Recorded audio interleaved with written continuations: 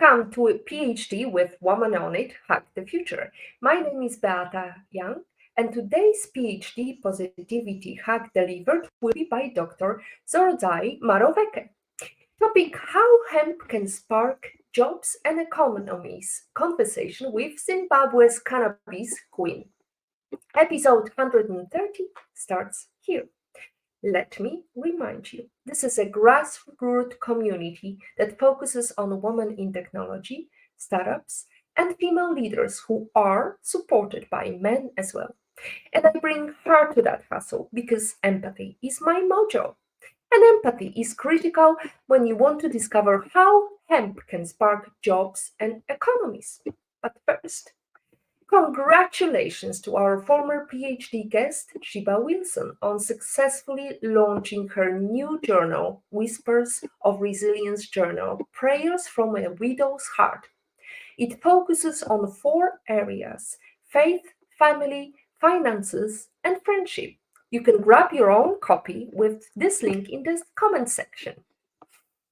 Hats off to the Nix Code founder, Sydney Davies, for being chosen as an Economic Recovery Corps Fellow by the International Economic Development Council. Excited to see her lead the way with the National Coalition for Community Capital in Michigan, boosting local investment and supporting businesses. Way to go, Sydney. And finally, last February 11th, we celebrated International Day of Women and Girls in Science. We joyfully extend our greetings to every woman in the tech industry with a happy International Day of Women and Girls in Science. May we continue to thrive and support each other in every milestone we take. Now let's go back to our topic: how hemp can spark jobs and economies. With the growing interest in sustainable and eco-friendly products, hemp is making a major comeback in the global market. This versatile plant has been used for centuries for a wide range of products, from textiles to paper to food and medicine. Let's hear from the cannabis queen herself, Dr. Zoe Maroveke. She believes that hemp has the power to revolutionize Zimbabwe's economy by creating jobs and boosting trade. By legalizing and regulating hemp production, the country can tap into a lucrative industry that has the potential to generate significant revenue and employment opportunities. The Cannabis Queen also emphasizes the importance of education and training in hemp cultivation and processing. By equipping local farmers and entrepreneurs with the knowledge and skills to grow and utilize hemp, Zimbabwe can harness the full potential of its valuable resources. So, Zoe, where in the world are you joining us from? Thank you for having me, Beata. I'm down here in the city of Harare, which is the capital city of Zimbabwe in Southern Africa, on the African continent. Excellent. You're on the go. You're just joining us from the car. That's really interesting to see that it's so dark already with you. It's dark with me in Torun, the birthplace of Nicolaus Copernicus, the famous astronomer who discovered that it's not the sun that evolves around us, Earth, it's the other way around. But today, conversation is going to be around hemp. As we know, many people think it's cannabis, but really it's not just that, because there are so many ways we can extract products from hemp. So maybe Dr. Zoe, you could tell us what can be extracted from this material. Okay, so hemp is quite a versatile crop, like you rightfully put it. And it's unfortunate or fortunate that it is a cousin of marijuana, but hemp can make products from industrial applications to medicines, and its versatility basically comes from the wide array of industrial applications that we see in textiles, construction, bioplastics, you name it. So that versatility is obviously something attractive in terms of creating more value to the primary producers, which would be the farmers. And from where I am, this part of the world, Zimbabwe is a significant producer of tobacco, in the global industry. And you know, for the longest time, farmers have been looking for alternative crops that give them better revenue, that are more sustainable to produce, and that are eco-friendly. So hemp does present with quite enormous opportunities. So, what's the regulation at the moment in Zimbabwe? Okay, so without being boastful, I believe that Zimbabwe has the best legal and regulatory framework on hemp in Africa at the moment. So we have successfully separated medical cannabis from industrial hemp at law. So the two considered very different sectors, even at regulation. So you find that medical cannabis is strictly under the Ministry of Health, and industrial hemp is strictly under the Ministry of Agriculture. So the enabling environment is here, and the government is being very supportive and is continuing to polish the framework so that there can be as much participation from stakeholders as possible.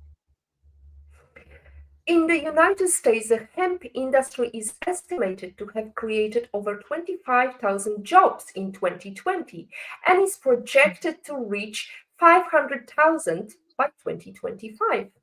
Canada, a leader in hemp production, has seen significant growth in the industry, with export reaching 1 billion in 2019. So, what's the situation at the moment with hemp export from Zimbabwe? Do you know? So, so currently, anybody you hear doing hemp in Zimbabwe is probably doing the botanical, which is the medical hemp, which is obviously not in the same category as medical cannabis. So most of our exports have been farmers who've grown it for its flower to go into Europe for extraction to make nutraceuticals, pharmaceutical products, and sometimes even some food products, some novel food products. And our main gateway into Europe has been Switzerland. So we are yet to actually tap into the real hemp, which is the fiber grain. And as of this year, I'm going to be launching a number of multi-site trials across the country to actually test the crop on Zimbabwean soil and see how we could go to massive scale production for the fiber and grain. So most of the hemp being produced out of Zimbabwe is only for the hemp CBD flower. So CBD flower, you mean the plant is being exported, but there is not much more production in terms of oils or other products, right? Yeah, so when farmers realized there was no value in just exporting the raw material, a lot of the players have invested in local processing facilities to then value add and create more value in country, more jobs, and of course, increase our export receipts. So, yes, we do have a few players that have set up processing facilities in the country. And I think from this year, they'll actually start exporting processed products. Processed products. And what are the most promising sectors within the hemp industry for job creation? So I think for massive job creation is definitely the fiber grain because it can get to the scale of tobacco. So I can tell you in Zimbabwe, we have more than 300,000 cotton farmers, and these are mainly small scale farmers, marginalized communities, women and youth. So with tobacco, it's about 250,000 hectares.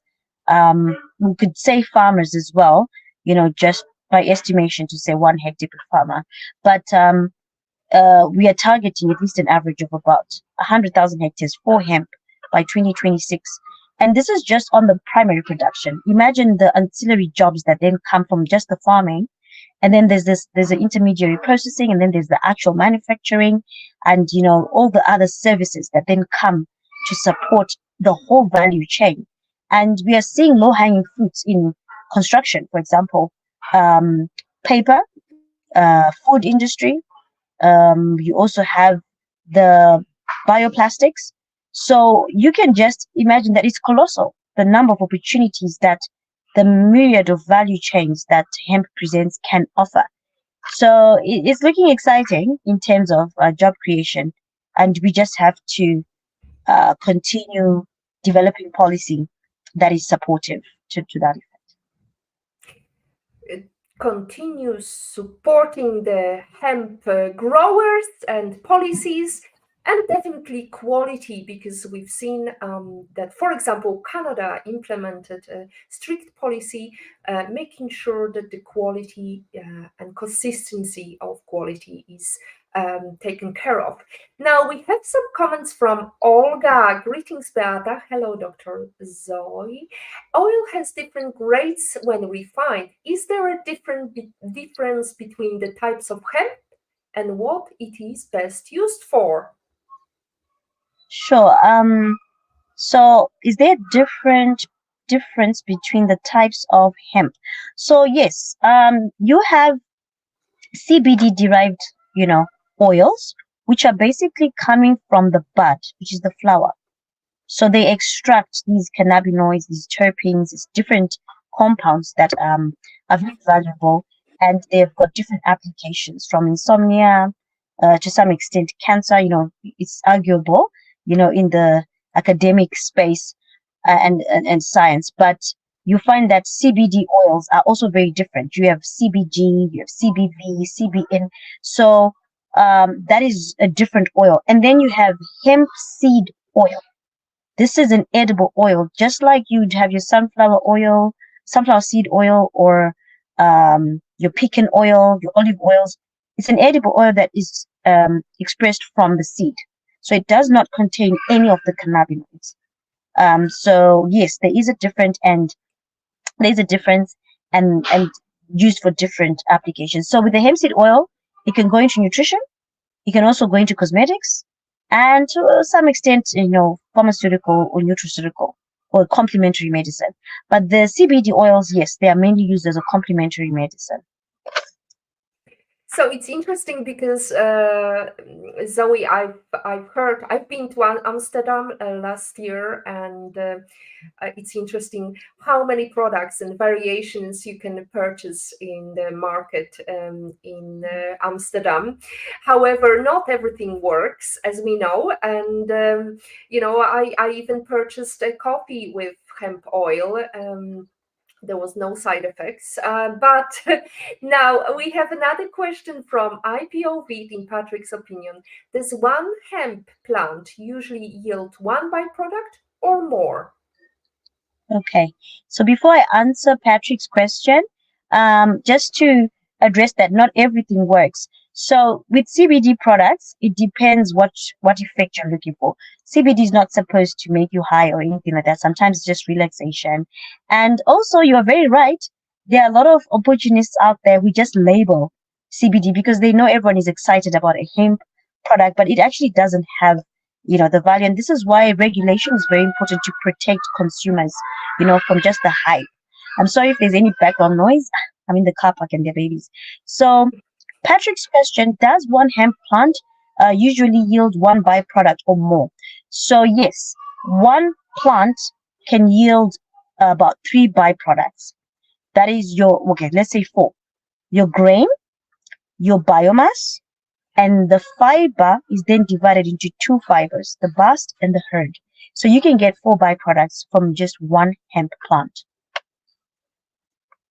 Does I it hope I mean answered. that I hope so too. Does it mean that you have to specialize in different bioproducts, or is some of the farmers just focus on extracting one product at a time?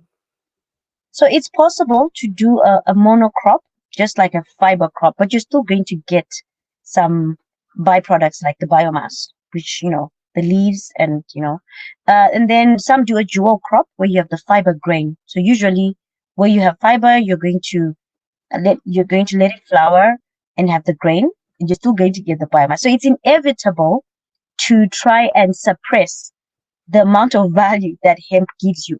However, if you want to do the CBD, the flowers for pharmaceuticals and so on, you're really targeting one product, but you're still going to get the stalks, which are not very good for fiber application because they are a bit different from the real hemp. So yeah. Well, I guess also when you focusing on not necessarily fiber for textiles, it's a completely different process when you're producing something for oral use, for human use. Now, Mhm. Patrick's follow-up question, is the processing expensive and or does hemp tend to be exported raw or processed?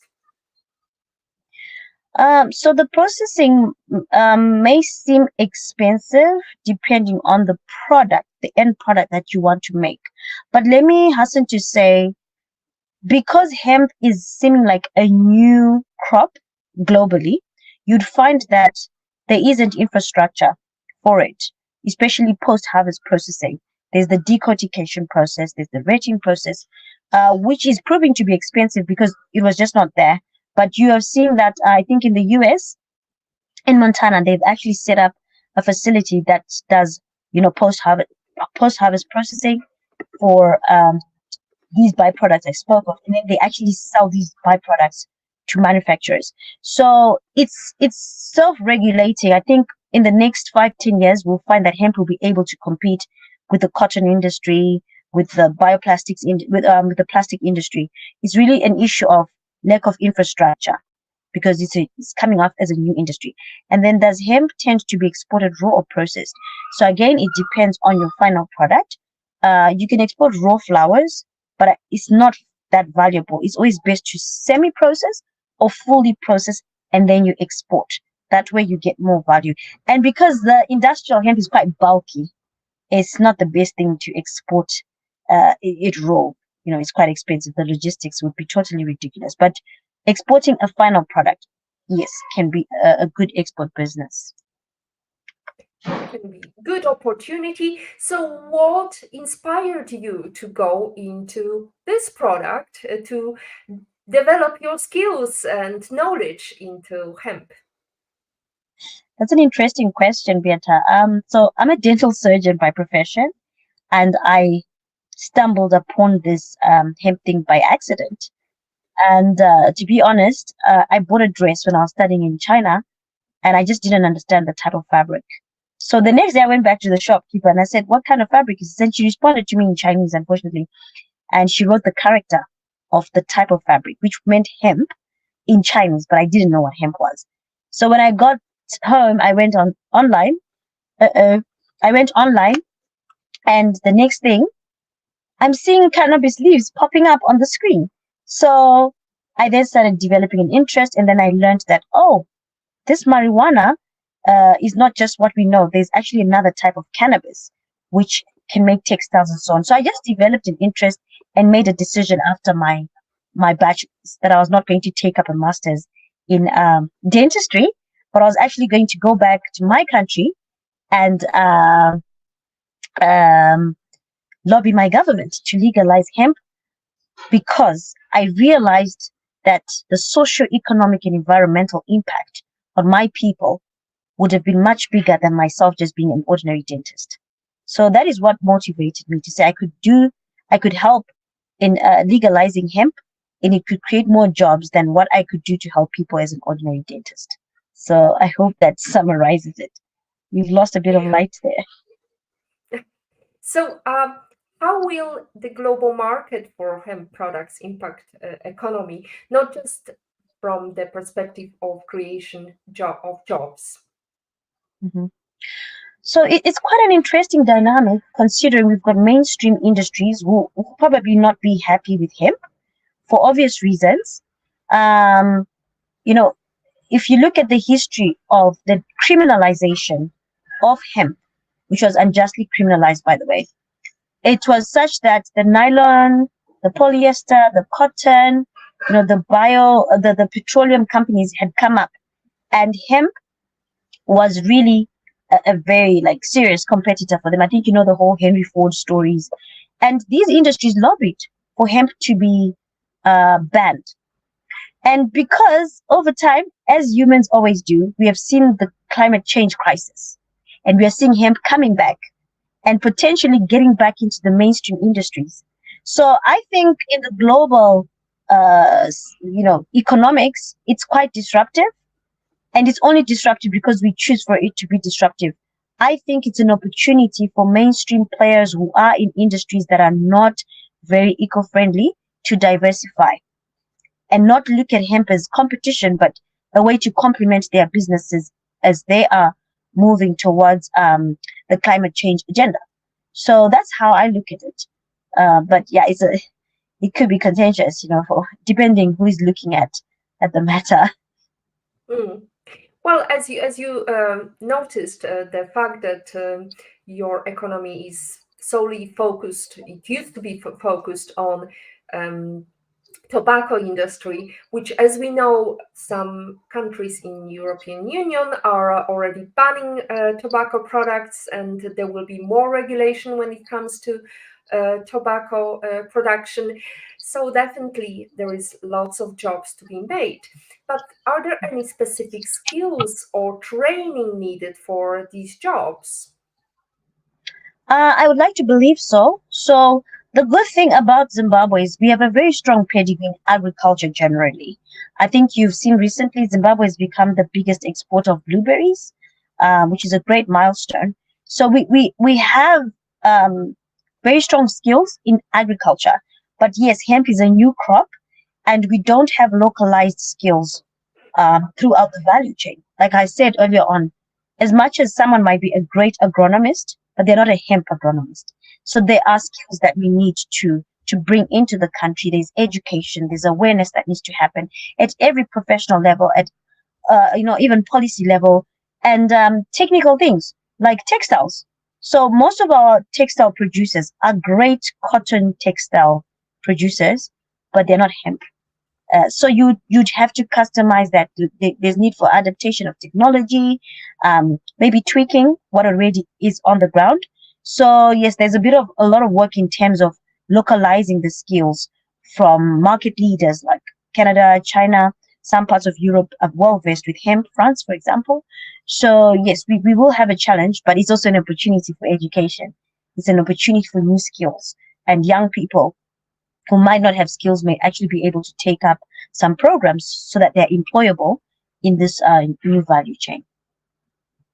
And what are the potential challenges to ensuring fair wages and working conditions in the hemp industry? Because, for example, looking at the coffee business, we've heard that there was fair trade implemented and it wasn't really fair. So I'm wondering whether it will have the similar story for Zimbabwe. You're very right to bring that is a huge concern for someone like me who's been at the fore for fighting for this industry to come to life because it's going to benefit people. And then, you then realize that the same problems we have faced with conventional or traditional crops like tobacco, cotton, sugarcane. It's the same story. The farmer is always burnt. The farmer is always getting the lower end of the stick. And I am hoping in my work right now, if you see, one of our focal areas is investment promotion, and we are trying to make sure that this is in line with ESG investing. Whatever government puts in place, and once the industry takes off, is going to speak to ESG investing and making sure that it takes care of the farmer. It also makes sure that we have value across the value chain coming back to the farmer because they seem to be the ones that get burnt the most. So I'm hoping that we'll have a new model that has never been seen before, and that is going to be borrowing lessons learned from coffee, lessons learned from tea in East Africa, lessons learned from tobacco in Southern Africa. So that is my prayer and hope that the work that I'm doing will actually create a new precedent in how agriculture, large scale, involving small scale farmers, will actually be implemented for now and the future. So, just to let our viewers know, ESG stands for environmental, social, and governance. So, now one thing that many people raise is with hemp, there is an issue of water supply because it requires moderate water levels, and that may also lead to soil problems. And so I'm wondering whether there's some work done in terms of mitigating the risks of sustainability. Okay, so excuse me. So the good thing about hemp, it's a weed that is very beneficial to our environment, the soil included. And we are hoping that in this trial phase, we are actually going through research and development at the moment. And there's a lot of research we are undertaking on the agronomy of hemp, the soil remediation claims, the soil fortification, and of course, it goes into the carbon and all of that. So I think in terms of sustainability, we might see a lot of benefit from growing hemp because it's the fast growing crop as well. So I hope I answer your question because I think I missed something there. But in terms of sustainability, hemp is presenting itself as one of the most sustainable crops that not just Africa but the globe could actually embark on. Well, I think there could be one of the risks people are talking about is the invasive species of hemp that can actually go outside of the zone for cultivation. And also the habitat loss, converting natural habitats to large-scale hemp farms can negatively impact local biodiversity. But I guess it's with any crop that can happen. And so now let's go back to the environmental impact. What role can hemp play in regenerative agriculture practices and soil health? Okay, so my little bit of knowledge as a dentist, not so much an agronomist or an expert in that area, is that hemp has got, like most plants, but a little bit more qualities or ability to do phytoremediation, which is basically cleaning up the soils from, heavy metals and toxic substances. It is also good for soil remediation. Phyto uh, mining is what I meant earlier on, where you can actually extract minerals from the soil, which is an eco-friendly way of extraction for some of these big mining uh, companies that have a lot of dump sites. Instead of using cyanide, they could try using the phytomining method. Then you also have the soil remediation in terms of cleaning up the soils for heavy metals. So that's one. And then when it comes to the crop itself, is said to be able to sequester carbon at least 2 or 3 times more than trees in the same area.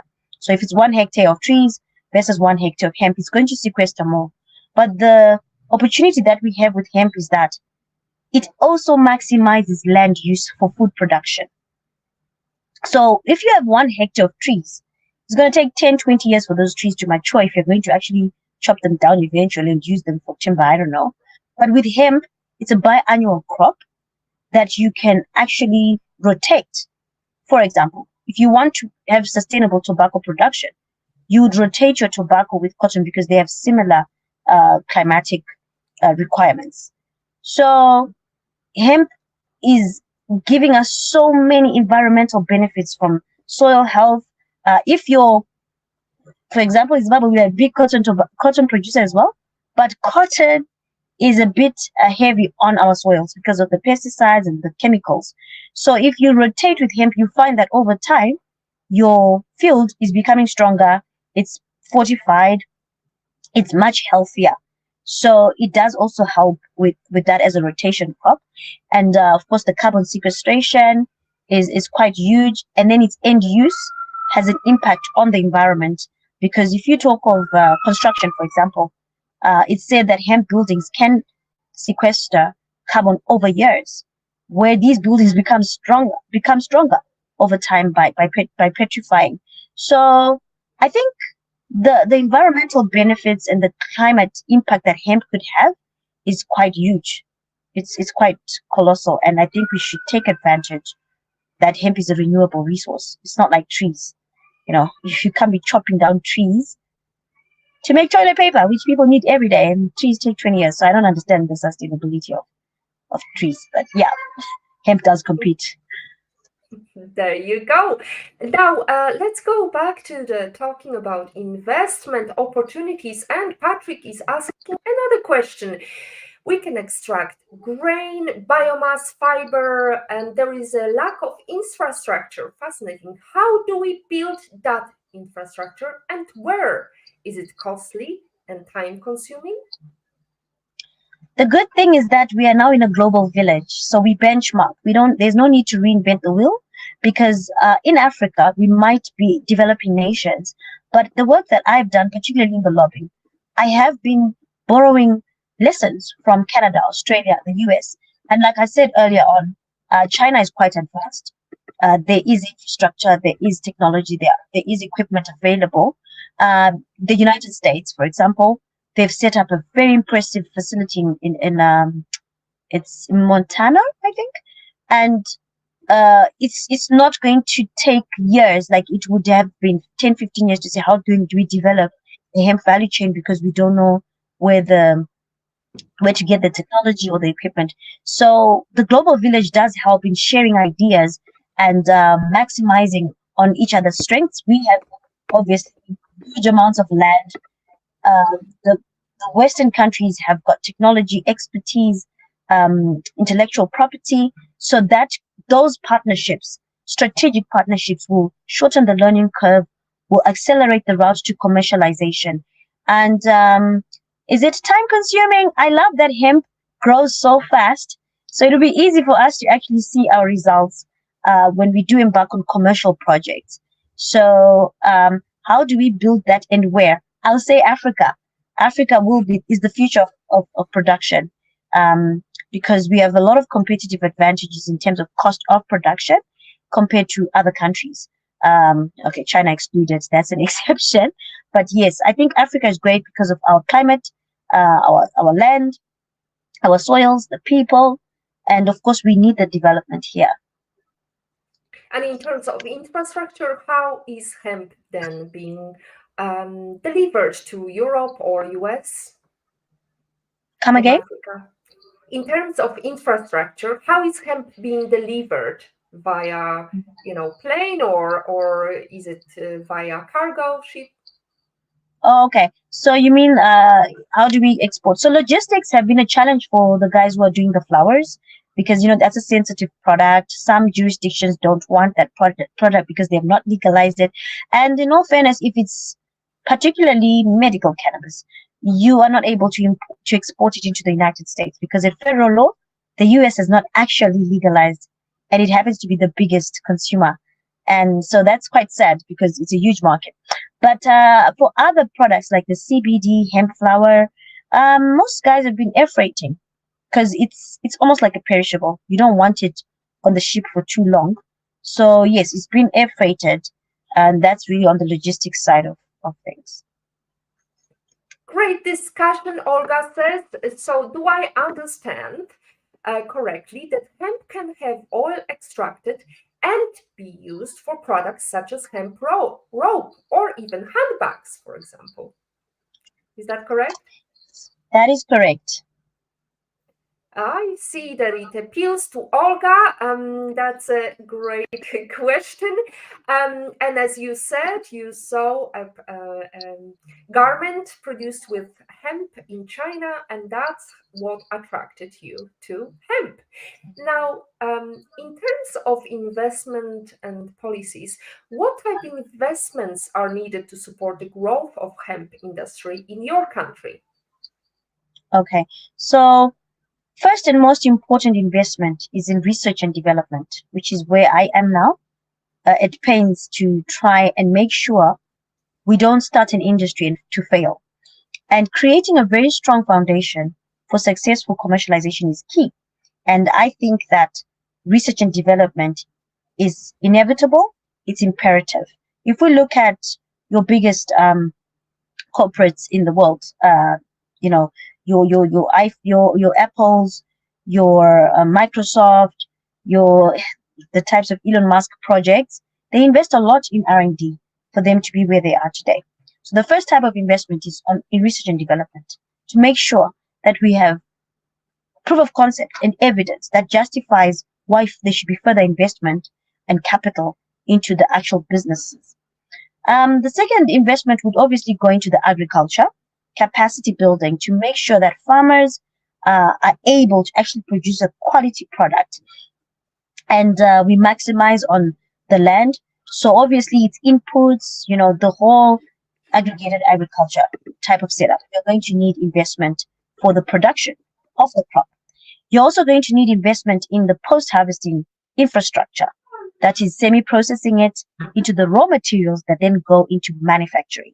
You're going to need investment into the factories themselves, the actual product development, the actual products like the plastics. And that means investment into technology, intellectual property, you know, and so on. And last but not least is all the other ancillary businesses that then stem off, logistics, like you mentioned earlier. You have accounting, engineering. The opportunities are colossal. So there is just so much space, so much room for everybody to find an opportunity. And how can stakeholders collaborate with you or with your country? Is there any association you can recommend? Yes, so we, as the Zimbabwe Industrial Hemp Trust, we are the national champion for industrial hemp primarily. We also have a sister Cannabis Industries Association of Zimbabwe, which I'm the current president again. Um, but for industrial hemp particularly, we are the major player and representative body for the private sector. So we are open to partnerships in academics, universities, research and development, investment for the current project we're working on, which is to the tune of $3 million for us to look at four aspects of research: agronomy, industrial processing, the business models, and the climate impact. So people can get in touch with me through Beata. She'll be able to give you my contacts if you feel like there are some areas of synergy where we can partner. We work very closely with the government of Zimbabwe to continue polishing policy and to create an investment package for foreign direct investment to come in the country. So apart from getting in touch with you, are there any specific actions that individuals or businesses can take to support the growth of hemp industry? Come again, Beata? Apart from getting in touch with you, I'm asking whether businesses can do some actionable points to encourage the growth of hemp industry. Globally? For example. Okay, I think there's a lot. We need to make sure that the countries that have legalized need to also lobby the countries that have not legalized, because trade will be very difficult if your next door neighbor is not growing hemp and you are growing hemp. And, so especially in the African region, we are seeing very slow movement on legalization of hemp. There's been a lot of activity, of course, in the southern part and a bit of East Africa, but West Africa has been lagging behind. North Africa, Central Africa. So, and you also see that in Europe, there are countries that have actually not moved on hemp legislation. So, I think uh, those who are willing to do, activists for sustainability and climate change, everybody can participate to make sure that we tap into this opportunity that hemp presents to our planet. It's not just countries, but we have a serious crisis, and hemp could not fix all of our problems, but could be very significant and relevant in our fight against climate change. Now, I guess my question will be, what are your predictions for the future of hemp industry, both domestically and globally? Wow, that's a very interesting question. I'll be quoted by the future, right? Right. I Well, the see word him, from the Queen. yeah, to the future. Well, I do believe that domestically for my country, I see hemp being one of the major cash crops and alternative crops that will help farmers transition from tobacco in the near future and having immense value in terms of the applications, creating new industries, new jobs in manufacturing and so on. I also see hemp being quite disruptive for mainstream industries that depend on cotton, that depend on, of course, tobacco. And globally, I think hemp is going to bring a lot of diversification of mainstream industries, creating jobs, of course. But I see hemp having a big impact on our global climate change agenda. Climate change agenda is going to be disrupted. Dr. Zoe, it's been a pleasure to have you. Now, looking from the perspective of I've seen some posts and some industry meetings or conferences, and I've seen lots of white bros talking about hemp. So how is it for you as a cannabis queen, being in this very male populated area? Wow. Beata, my life journey, I'm actually in the process of writing my book. And I'm not sure if I'm actually going to be able to touch on the aspect of being a female in such a new space and predominantly male, because it's not just the cannabis industry that I've had to deal with the fact that I find myself as the only woman in a room. It's just even the political terrain that I've had to navigate. You know, I've mainly dealt with men in the corridors of power, and you'll find that I need to get things done on policy. I'm lobbying, and I'm sitting in a room with 7 politicians, and I'm the only female there, but I'm not cognizant of it until I leave. Like, oh, I was the only female there. But for me, I think my strength comes from the fact that I don't go about my life every day telling myself that I'm a woman. I just tell myself that I'm a human being. I deserve to be respected. I deserve to respect others. Um, but it's been a little challenging of recent, because men have their own kind of communication. So sometimes they might look at you and you might say something and they find you to be a bit emotional, uh, which is not very often with me. But I have encountered a few challenges here and there, where people will try to muzzle you or bully you, and then they bring out this other you that you didn't even that existed. So I would be fair to say my journey has been interesting more than challenging because I'm a woman. I don't know if that actually makes sense. Oh, It's been absolutely. When women thrive, economies thrive, as Hillary Clinton said. I'm not trying to encourage people to follow American politics. However, I think it's apt quotation to use here. And as we are heading towards the end of the show, and you mentioned that sometimes your blood boils, I'm wondering, as Eleanor Roosevelt said, women are like tea bags. We don't know our true strength until we are in hot water. So I'm wondering, in life, how are you in hot water, Zoe? How are you brewing? Oh my goodness, I think I'm coming out as a very strong tea. You might need to add some more hot water. you're you're not a stranger to hot water, hot climate, hot crop. It's all coming to you, and it's good, right? Thank you so much. I think, yeah, I've discovered things about myself that I would have never um probably figured out as an ordinary dentist. Mm-hmm.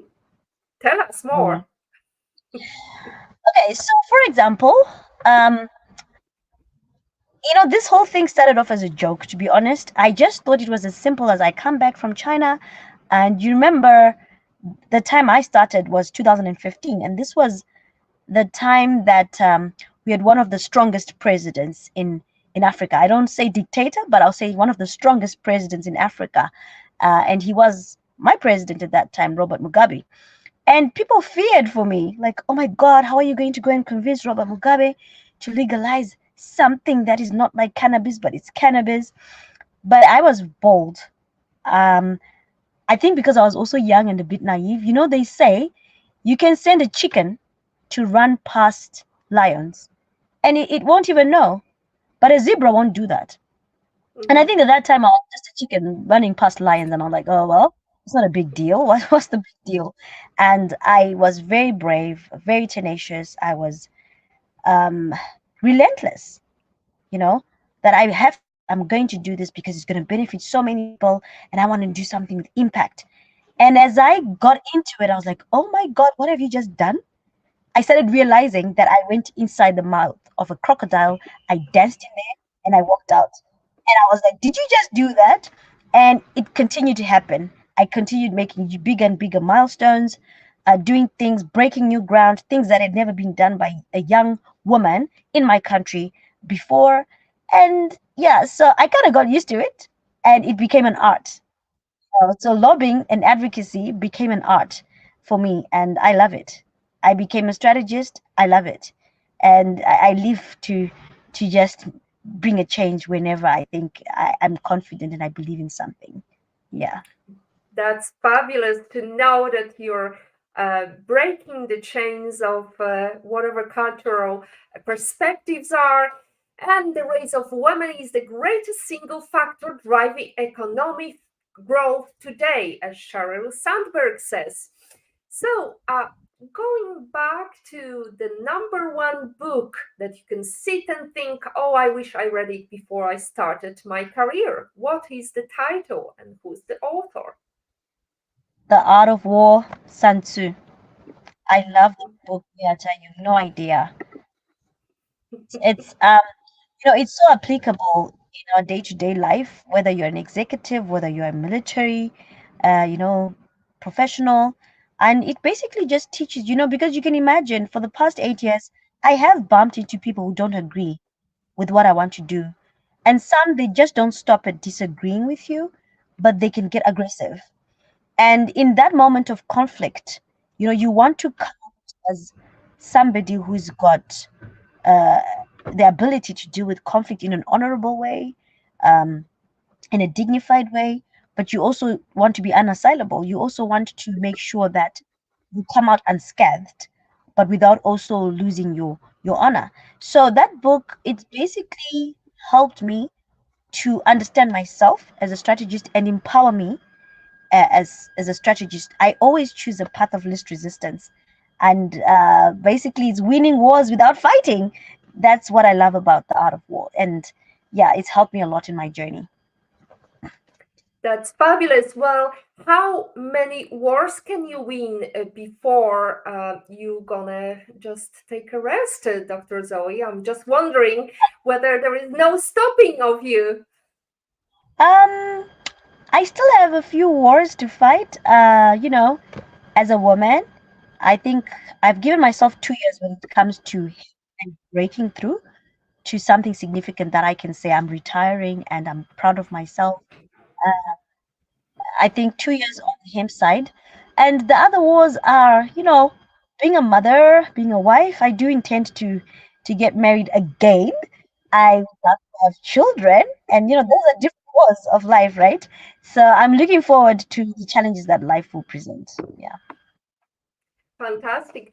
Now let's go to your life lesson quote. What is it and how did it change you? And unfortunately, Beata, my life lesson quote is by myself. And I Okay. hope this helps others.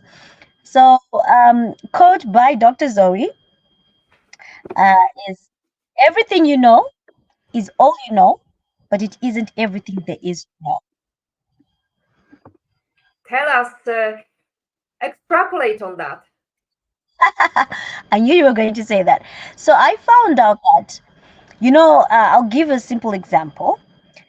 You might know the whole Bible Yeah. from Genesis, Revelation, but it does not mean you know everything about religion. You only know about the Bible and Christianity. But there is so much more to know about religion, because then there's the Quran, then there's the philosophies of Buddha, and it doesn't stop there. Even if you knew all of that, you still don't know much about spirituality.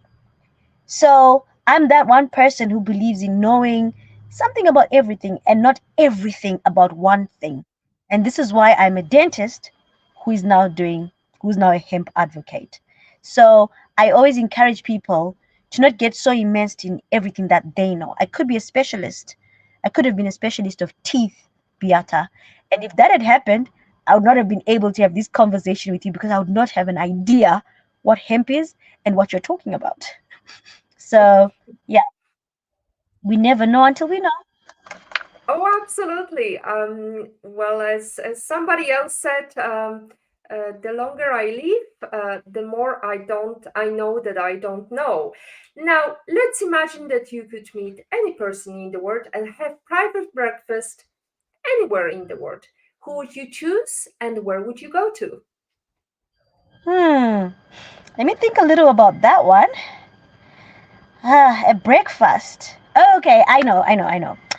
Uh, it will be Sheikh Mohammed, the Prime Minister of Dubai. Okay. Why? Because I read a book that was written by one of his lieutenants. His name is Dr. Yasser Jar, I think. I don't know how to pronounce it.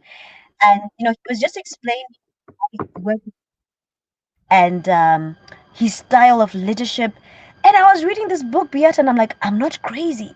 His whole vision from sand, like just a whole desert, and this vision that he had, and the naysayers, but he just had this passion, he had so much faith. And I realized I'm not crazy because the things that he says in the book and the philosophies that he applied are things that I say like in my day-to-day life, like, yeah, but we could just do this as a country. And I'm like, I'm not crazy. A whole check actually thinks this could work. So he inspires me a lot because then I immediately realize that he's a visionary and I might be a very small somebody in my country, but if I can think like a sheikh, that can inspire me, and I'd love to hear more about his journey and how he had this big vision of Dubai today. So yeah, breakfast would be great. If you can And get me where that would you? breakfast, Yeah. if you could get me Where? breakfast with this Beata, that would be awesome. Uh-huh. So I presume it's gonna be in Taj Mahal or somewhere exotic or somewhere in Dubai. Well, somewhere in Dubai that I've never been to. I would love that. Okay.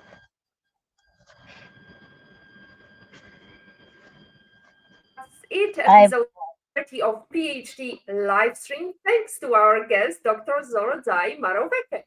To stay updated and ensure you never miss a positivity hack delivered, follow Woman on it and turn on notifications to be alerted once a video has been released. Next week, we're gonna have a guest, Kristen Tippett, the ROI of running entrepreneurship. So I encourage everyone to join us next week. And thank you so much for our lovely audience who participated and asked questions: Olga, Vasina, Patrick, Young. And as always, our positivity quote comes from Positive Thinking Only and goes: look for something positive in each day, even if some days you have to look a little harder. If you don't like something, change it. If you can't change it, change your attitude, as Maya Angelou says. Today is your day to hack the future. Hack the future you want. Thank you.